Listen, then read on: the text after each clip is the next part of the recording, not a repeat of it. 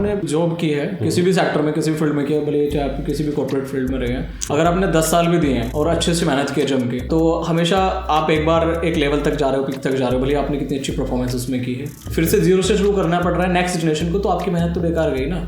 आप जिस चीज़ को जितना टाइम देते हैं वो चीज़ आपके पास होती है। आप चाहे अपना पास उठा कर देख लो, कोई भी जितने भी लोग देख रहे हैं अपना पास उठा कर देख लो, आपने जिस चीज़ को दिल से 100% टाइम दिया है वो चीज़ आपके पास है। Welcome to this new podcast. और इस पॉडकास्ट में इनवाइट करा सौरभ सर को, जो कि जाने माने पर्सनालिटी डेवलपर है, जो कि जाने माने कम्युनिकेशन ट्रेनर है और बहुत ही अच्छी नॉलेज रखते हैं। उन्होंने पूरा इस पॉडकास्ट में अपना नॉलेज को शेयर करा है बहुत ही कम शब्दों में, बहुत ही कम समय में। तो इस पॉडकास्ट को पूरा सुने और अगर पसंद आए तो भी शेयर करें, ना पसंद आए तो जरूर शेयर करें। हेलो सर, सब कैसे हैं? मैं बहुत बढ़िया हूँ, आप बताइए कैसे हैं? मैं भी अच्छा। सबसे पहले थैंक यू बोलना चाहूँगा आपका कि आपने समय निकाला इस पॉडकास्ट के लिए, और आई होप सो ये पूरे ऑडियंस के लिए काफ़ी अच्छा रहेगा। तो सबसे पहले सवाल पूछना चाहूँगा कि जैसे कि आप भी कई सालों से ऑनलाइन बिजनेस फिर बहुत तरह की चीज़ें करते हैं जो कि आउट ऑफ द बॉक्स है, नो डाउट कि वो जो नॉर्मल पर्सन नहीं करते हैं। तो सबसे बेसिक डिफरेंस पूछना चाहूँगा आपसे कि जॉब और बिजनेस में आपको क्या लगता है, क्या डिफरेंसेस है बेसिक सा? डिफरेंस तो मैं डायरेक्टली पॉइंट की बात करूं तो जॉब और बिजनेस में यही है कि अगर आपने जॉब की है किसी भी सेक्टर में, किसी भी फील्ड में किया, भले चाहे आप किसी भी कॉर्पोरेट फील्ड में रहे हैं, अगर आपने 10 साल भी दिए हैं और अच्छे से मेहनत किया जम के, आपकी जो नेक्स्ट जनरेशन आएगी ना उसको जीरो से स्टार्ट करना पड़ेगा, राइट है ना। तो हमेशा आप एक बार एक लेवल तक जा रहे हो, पीक तक जा रहे हो, भले आपने कितनी अच्छी परफॉर्मेंस उसमें की है, फिर से जीरो से शुरू करना पड़ रहा है नेक्स्ट जनरेशन को, तो आपकी मेहनत तो बेकार गई ना।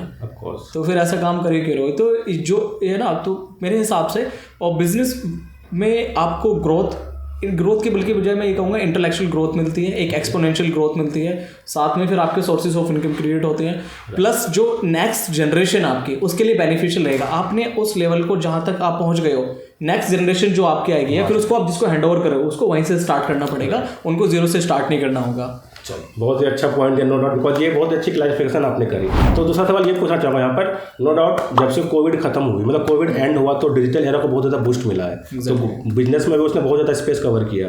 तो आप ये बताओ, डिजिटली अगर कोई बंदा ग्रो करना चाहे बिजनेस फील्ड में और फिजिकली करना चाहे तो कौन सा ज़्यादा आसान है आज के टाइम में? अगर आप करंट सिचुएशन को देख कर चले और आफ्टर कोविड, जैसे कि आपने बताया क्वेश्चन बहुत बेस्ट है ये, तो अगर आप डिजिटली जा रहे हो तो वहाँ पर अगर आप फिजिकली करोगे, मेरे हिसाब से आपको शायद आपके आसपास के लोग ही ना जाने, भले आपके फ्रेंड्स रिलेटिव हो सकते हैं, आपके गली मोहल्ले वाले भी लोग आपको ना पहचाने, ना जानते हो कि what is your profession exactly आप कर क्या रहे हो। ऐसा पहले के टाइम में होता था, बट करंट सिचुएशन के अकॉर्डिंग सोशल मीडिया ने बहुत लोगों को नेम, फेम, पैसा, शोहरत सब कुछ दिया है। ऑफकोर्स, तो ये तो बिजनेस है आपका, जाहिर सी बात है, बड़ी आसानी से यहाँ पर ग्रो कर सकते हो। तो डिजिटली में आपके पास कम टाइम में ज़्यादा ऑडियंस तक पहुँचने के लिए सोर्सेज होती हैं और आप इजीली पहुँच सकते हो, क्योंकि आज के टाइम में मेरे हिसाब से मोर देन 70% जो पीपल इंडियंस हैं, या बल्कि मैं पूरे इकोनॉमिक वर्ल्ड की बात करूँ तो मोर देन 70% पॉपुलेशन जो है सोशल मीडिया पर एक्टिव है, राइट।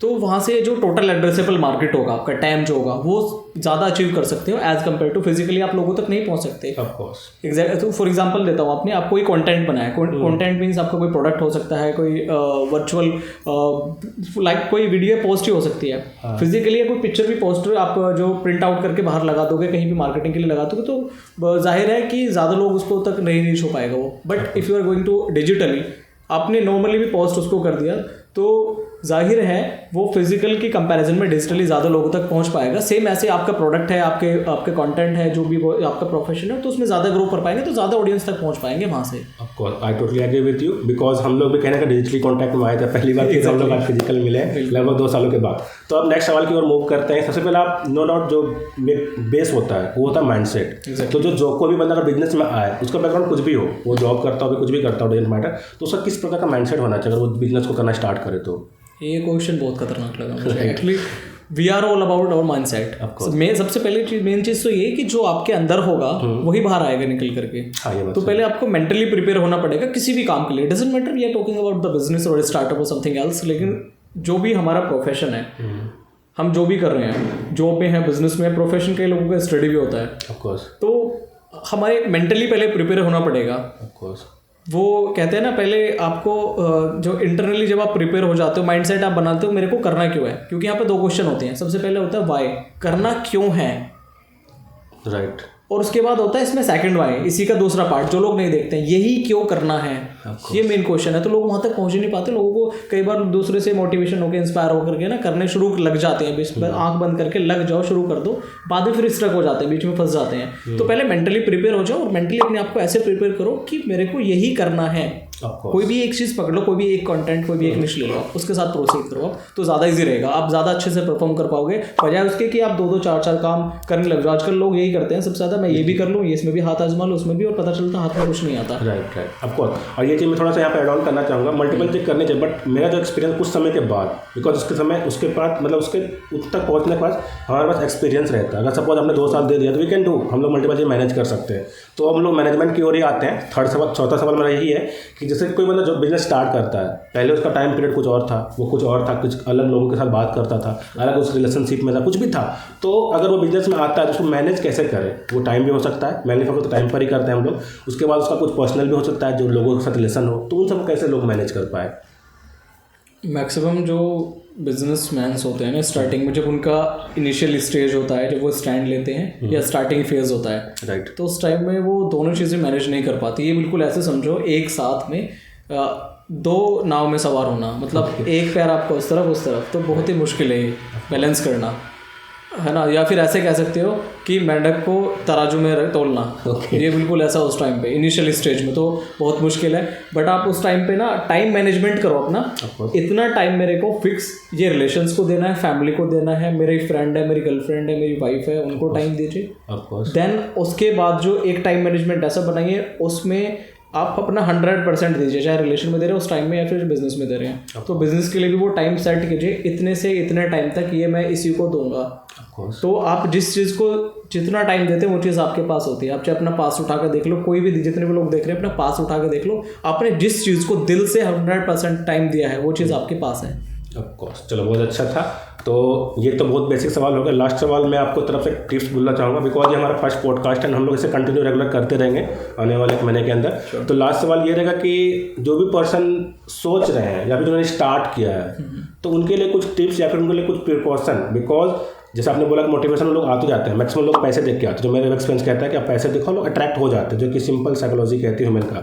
लेकिन अगर बंदे स्टार्ट करे तो उनको क्या क्या चीज़ें नहीं करनी चाहिए, फिर क्या क्या चीज़ें करनी चाहिए स्टार्टिंग फेज में, तो उनको क्या टिप्स देना चाहोगे? ये मैं जितना मैं अपना एक्सपीरियंस शेयर करता हूँ, मैं भी 0 से स्टार्ट होकर के आया था, और मेरे लिए तो बड़ा मतलब इम्पॉसिबल जैसा था ये सपने, जैसा कि मैं यहाँ तक पहुँच रहा हूँ, जो भी है भगवान की दुआ है ना। तो स्टार्टिंग में क्या, जो जितने भी लोग इनिशियल स्टेज में हैं, सबसे पहले माइंडसेट बना लो।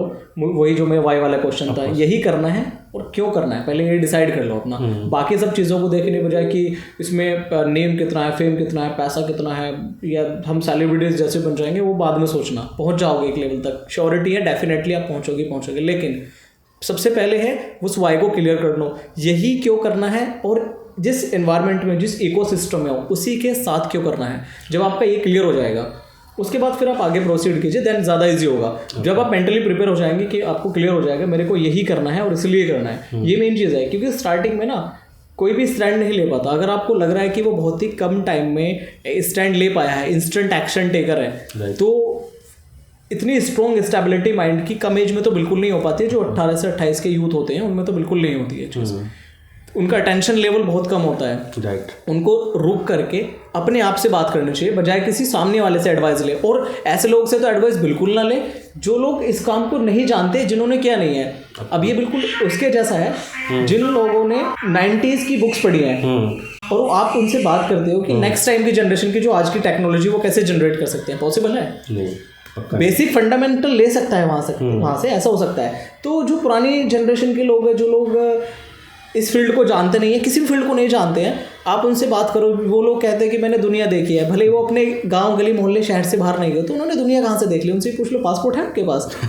तो कैसे कह सकते हो उन्होंने दुनिया देख ली? अपने आप की सुनो, अपने आप से देखो। आप उस इंसान से पूछ रहे जिसको पता ही नहीं है ये चीज़ है क्या, तो खुद से क्वेश्चंस करो, या फिर उस इंसान से पूछो जो उसमें एक्सपर्ट हो। राइट। अब ये क्वेश्चन एक सोशल मीडिया पर बड़ी वायरल वीडियो में समरी दे देता हूँ कि जो है ऑल्टो चलाने वाले से रोल्स रॉयल्स के एक्सपीरियंस के बारे में कैसे पूछ सकते हो आप? ऑफ कोर्स, सही बात है।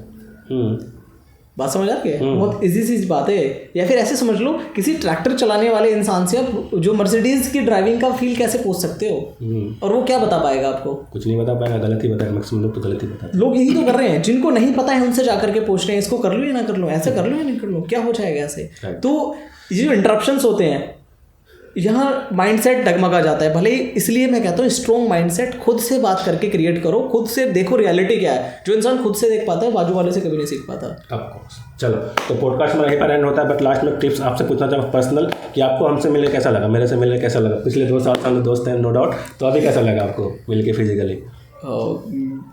ये बिल्कुल ऐसा एक्सपीरियंस था ये आउट ऑफ सिलेबस था और काफ़ी अच्छा रहा। मतलब जैसा आपको लग रहा है सेम उसके जैसे नहीं, मैं तो बहुत अच्छा लगा नो डाउट यार। काफ़ी दिन से नो डाउट बात तो होती थी, बट यह देखो डिजिटली का एक जो मतलब मैं समझता हूँ कि वो लिमिटेड ही बात हो रही थी। जो भी फिजिकली मिलके जो हो पा रहा है या फिर जो रिलेशन बिल्ड होती है, जो मतलब होता है ना जो भाईचारा वाला सीन होती है, वो चीज़ जो मेरे को घट रही थी वो ऑनलाइन में मुश्किल होती है। ऐसे नहीं बोलूँगा नहीं हो पाता, बट आई होप सो थोड़ा दिक्कत जाती है, जो कि ये ज़्यादा पॉसिबल हो पाता है। एंड नो डाउट मैं बहुत सारे लोगों से मिला, but one of the best experience रहा आपके साथ मिलकर। काफ़ी कुछ सीखने को मिला। नो डाउट पॉडकास्ट में आप डिलीवर तो बहुत कुछ सीखने को मिला।